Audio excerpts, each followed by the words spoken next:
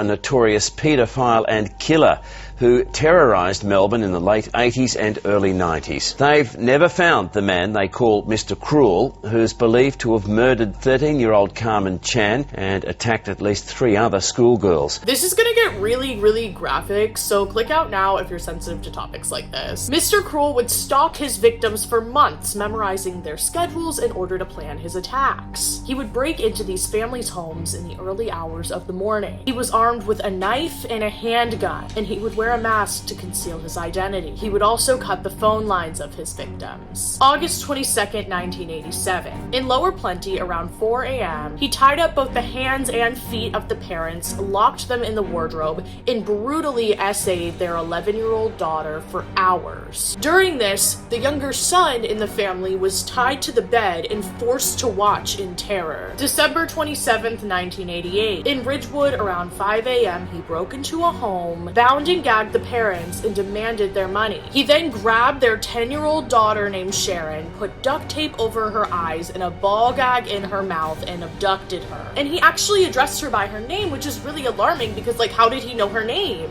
Then it brings up these questions. Does he actually know these kids? Like, maybe he's like a teacher or works with children. You see what I'm saying? When the family finally was able to free themselves, they ran to the phone to call the police, but of course, the phone lines were cut, so they had to run to the neighbors. 18 hours later, their daughter was found walking around the schoolyard of Bayswater High School dressed in a trash bag. She said that she was brutally tortured and essayed many times. When he was through with her, he gave her a bath, he trimmed her nails, and he flossed her teeth in order to avoid evidence. And this is a bit of a pattern with the people he abducts. Also, we think all of these accounts are him because the description of like how he looked is the same in all of these, as well as the weapons. July 3rd, 1990. In Canterbury, he broke into a family home at 11:30 p.m. He tied and gagged a 13-year-old girl, placed tape over her eyes,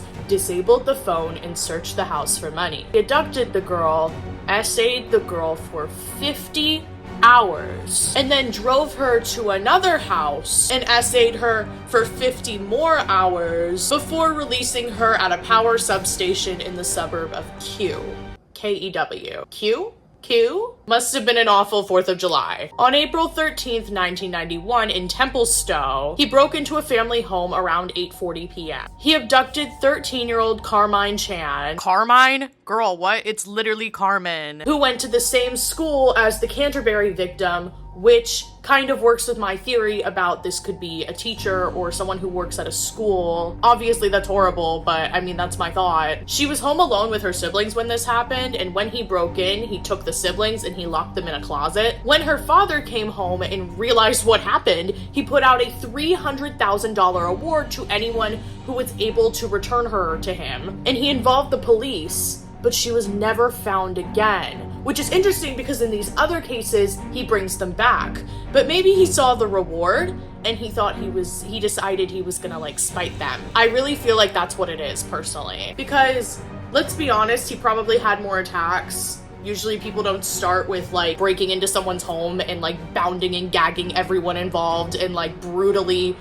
essaying the girl and like, you know what I mean? Like, that's a lot for a first crime. So he's probably done other things. That's usually the case with serial killers. But it seems to me like this is probably the first victim he killed because now there's a change in the pattern. And I think it was out of spite. This poor girl, a guy was walking his dog and found her body decomposed with 3 gunshots in the head. And by the time this guy found her body, she was practically a skeleton. So he probably waited until she was like practically unrecognizable, but you know, like maybe he just wanted to scare everyone. I really think that could be it too. But also, please note that with this change in the pattern, people do think that this might have been a different criminal and question whether it was Mr. Cruel because of this change in pattern. Mr. Cruel's crimes were calculated. There was never any evidence. He was so smart that no one could identify him. Like, he thought of everything he could have. They would think that they would find evidence or like a lead in the case, but then it would turn out it would just be him